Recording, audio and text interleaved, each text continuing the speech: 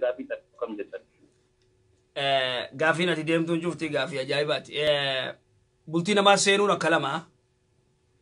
takka tagartee jaartii namaa janajjananii jaartii namaa janajjantee akka isiin jalaa deemtu godhuun kuni diigama guddaa tagartee man khabbaba alayna almar'a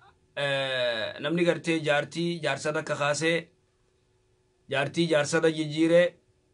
kuni dilii isaa ta'addaati dilii guddoo jaartii namaa gartee janajjanee dubbisee sakkami jaarsi keekun dura informationa jaarsarraa guura jaarsi keekun nama akkamii akkana akkanaati akkamii yoo bikkayyu gaafata bikkayyu bika qulfiyyuu fa gaafata guyyaa kaan duuba inni beeki tasaatiifuu yookaan jaarsumatan irraa dadhabaa ta'uu mala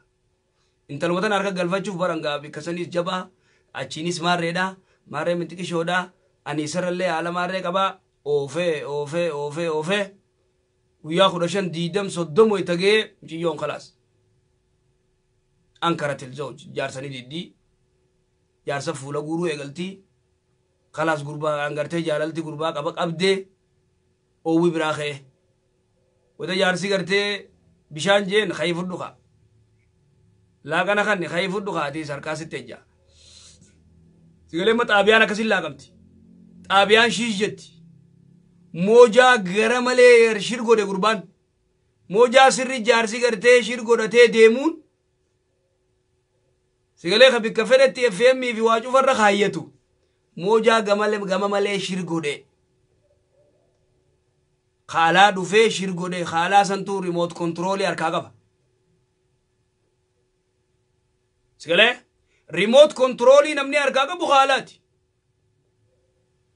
kuni duuba gartee khajaartii namarratti janajjanee gartee kana godhu kuni gartee diliin isaa jabdu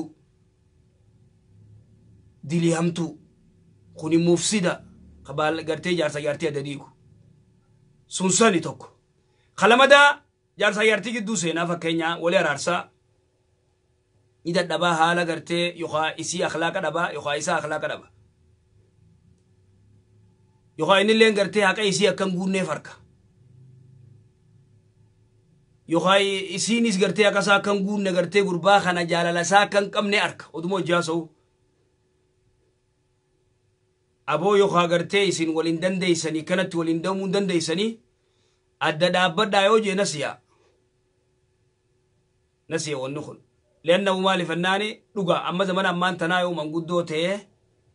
yoo gartee namichi tokko dhufee jidduu seenee aboo adda dhaabbadhaa yoo jee boo xiyyaa teetiif feetaa dhufa sigalee teetiif feeteeyi jeen lafaatti ol ka'a sigalee isiis yoo gartee namni tokko gartee aboo jaarsa kee kanaati wajjoonni jettan duuba wanni kun feesi saaree hanga dandeeyan immoo walitti araarsanii immoo atilleen jettaan adda dhaabbadhaa odoon ta'in atilleen ati jaarsaanis bira keeysee isiis hadiisatti qaraata quraanatti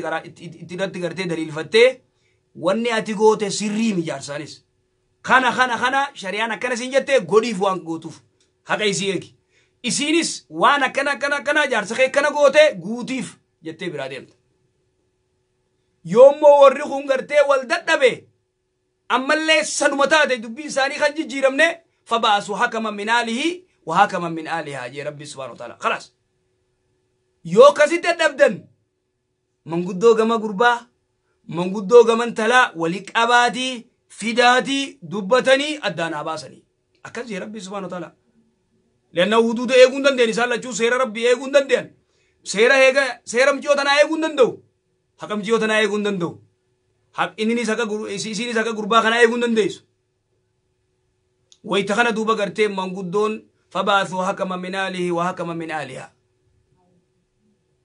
خلاص منقدو غميسي ولك أبني منقدون خلاص جدو دبته عد بافتي سني قرتي